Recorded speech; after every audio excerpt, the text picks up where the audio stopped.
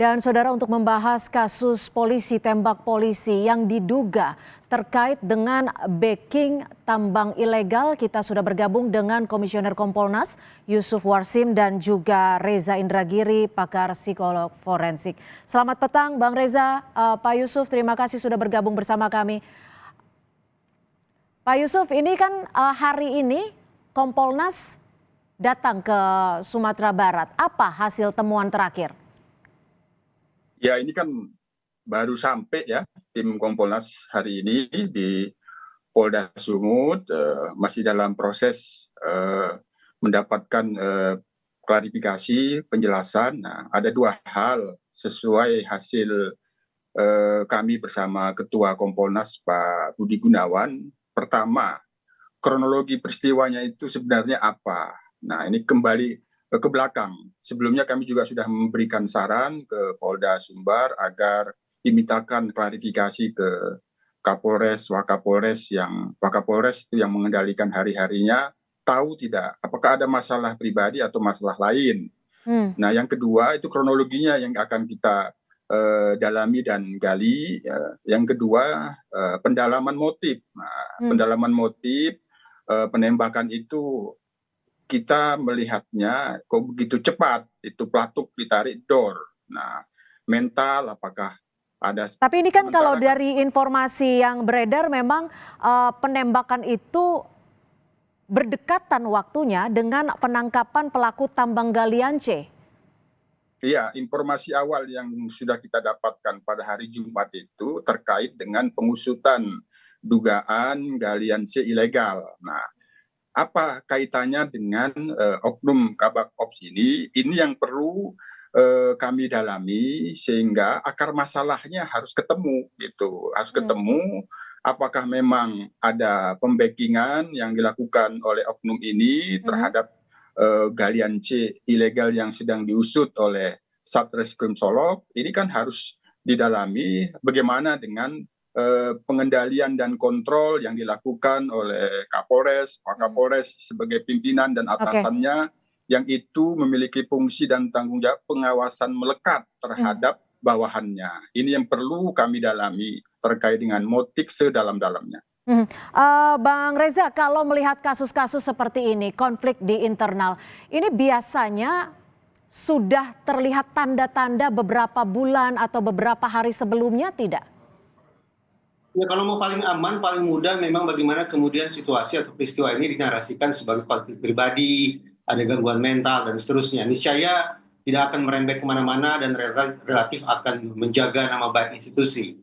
Tetapi kalau kemudian ingin merespon apa yang sudah menjadi kecurigaan publik selama ini, maka otoritas penegakan hukum, baik itu kepolisian maupun Kompolnas menurut saya, perlu secara jujur, secara terbuka, ingin menerapkan teori apel busuk, atau ingin menerapkan teori gentong busuk.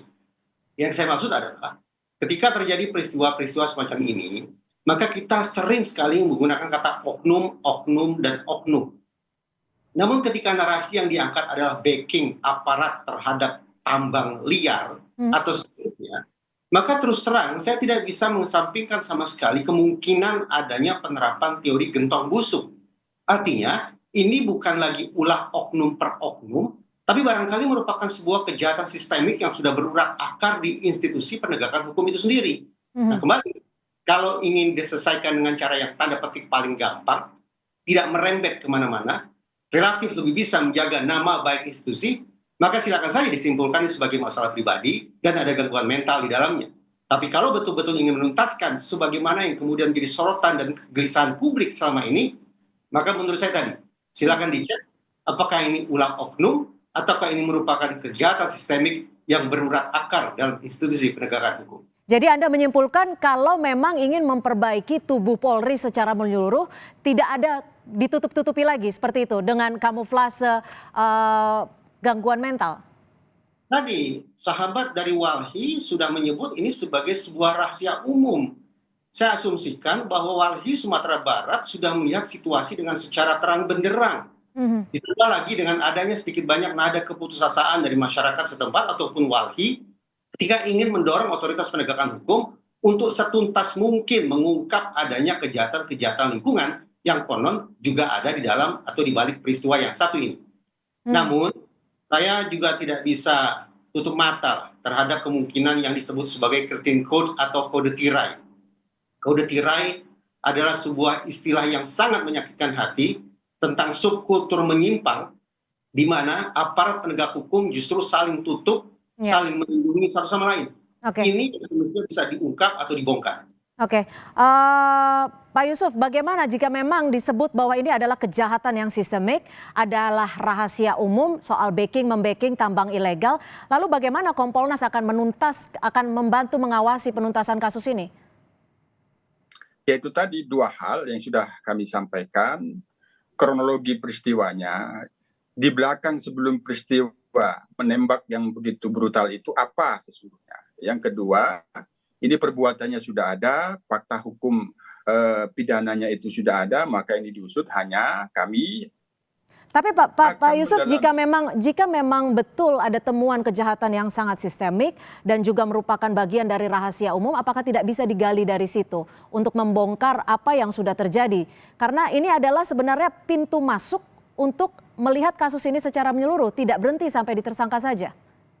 Ya, makanya motif, ya sekali lagi, motif perlu kami dalami secara komprehensif agar akar masalahnya itu ketemu dan ini harus ada solusi ke depan untuk bisa mencegah ini tidak terjadi lagi. Ini kan harus tahu gitu.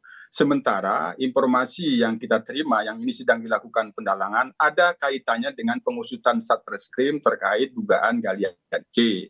Apakah hubungannya, kaitannya dengan oknum Kabak Ops ini? Itu yang akan kita dalami. Apakah yang bersangkutan membackingi itu, apakah yang bersangkutan melaksanakan itu. Nah, sementara dalam fakta juga, oknum ini juga sudah mau menjelang pensiun tahun depan mungkin. Nah, apakah ada masalah mental, mau mendekati pensiun dan sebagainya? Tentu dari sisi usia, sebenarnya kematangan mentalnya sudah ada. Atau ada faktor-faktor lain. Ini yang perlu kami dalami, mendapatkan fakta-fakta. Dan tentu kami pastikan bahwa ini benar-benar diusut tuntas, tidak ada yang harus ditutup-tutupi, harus clean and clear di dalam pengusutan peristiwa ini. Bang Reza, kalau memang tersangka ini kan memang sudah menjelang pensiun dan memang Anda tadi menyebutkan jika memang ini kejahatan sistemik, ada tidak indikasi jika tersangka ini yang memang disebut yang dikorbankan supaya tidak terbuka secara lebih luas lagi kasus tambang ilegal? Ya, tadi saya katakan, sayang beribu sayang, di lembaga-lembaga penegakan hukum di seluruh dunia bisa dikatakan demikian, itu mewabah yang diistilahkan sebagai kode tirai, yaitu subkultur menyimpang di mana para aparat itu saling menutup-nutupi satu sama lain aib, penyimpangan, kesalahan, pelanggaran, bahkan kejahatan dilakukan oleh sesama kolega. Mendobrak tirai semacam ini memang sulitnya luar biasa. Oleh karena itu saya berpandangan barangkali akan lebih menjawab ekspektasi publik apabila investigasi atas kasus ini juga melibatkan pihak eksternal, pihak yang merepresentasikan masyarakat, sehingga syakwa sangka ataupun rasa sanksi masyarakat akan terjawab oleh keterlibatan pihak eksternal tersebut. Dengan segala hormat saya ke seluruh otoritas penegakan hukum, wabil khusus Polri dan juga Kompolnas, skeptisisme terhadap objektivitas dalam kerja-kerja investigasi internal itu selama ini sudah mendapat sorotan luas dari masyarakat. Betapapun Polri, Kompolnas bekerja keras untuk mengungkap hingga akar-akarnya, tetapi saya pikir bahwa selama tidak melibatkan pihak eksternal, maka rasa sanksi itu, skeptisisme itu akan terus tebal. Oke, Pak Yusuf akan melibatkan eksternal tidak kalau memang tujuan utamanya adalah membongkar soal membackingi tambang ilegal ini?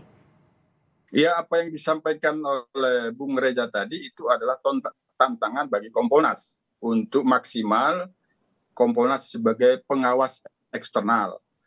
Pengawasan yang kami lakukan itu kan memang sasarannya ya integritas dan kinerja anggota dan pejabat Polri. Tanggung jawab kami memastikan anggota oknum Kabak Ops ini benar-benar dituntaskan. Apapun permasalahan-permasalahan yang di belakangnya itu kami akan awasi, kami pastikan sekali lagi ini diusut secara tegas, secara profesional, tidak ada yang perlu ditutup-tutupi. memastikan. Tapi dari Kompolnas Kompol- sudah turut memeriksa tidak jalur komunikasi baik itu antara korban dan pelaku, apalagi korban sebelumnya sempat curhat kepada ibunya bahwa ia ingin keluar dari institusi Polri. Ya, ini bagian dari kronologi yang perlu kami gali dan dalami di dalam turun langsung ke Polda Sumbar. Kami juga akan melihat bagaimana proses hubungan selama ini di internal Polres Solo, Kapolres, Wakapolres, dan seluruh jajaran pejabat utama ini Polres itu terkait dengan kasus yang dilakukan oleh Satreskrim pengusutan dugaan galian C itu juga bagian yang kita dalami. Apakah itu menjadi pembicaraan di tingkat pimpinan Polres pada saat itu semuanya kita gali agar ketemu motif Kapan sesungguhnya targetnya itu kira-kira apa. ada hasil temuan terbarunya nih Pak Yusuf? Ini kan hari ini baru sampai, nah bisa saja besok apabila diperlukan Ya, melihat TKP, kan TKP-nya perlu dilihat, tapi semuanya itu dari apa yang dijelaskan nantinya kami terus menggali apa sebenarnya yang menjadi persoalan itu akan kita lihat dan oke. tentu kami pastikan Polda Sumbar transparan dan akuntabel di dalam mengusut kasus ini. Oke, Bang Reza, menurut Anda singkat saja, selain Kompolnas yang bisa membantu mengawasi penanganan kasus ini, lembaga eksternal apa saran Anda yang bisa ikut membantu dan juga ikut mengawasi? Sebetulnya ada 3 bentuk atau 3 format investigasi yang bisa dilakukan. Pertama sifatnya internal, yaitu oleh Polri sendiri. Yang kedua adalah yang sifatnya lintas kelembagaan, baik Polri maupun Kompolnas maupun lembaga-lembaga penegakan hukum atau lembaga di badan pemerintahan lainnya.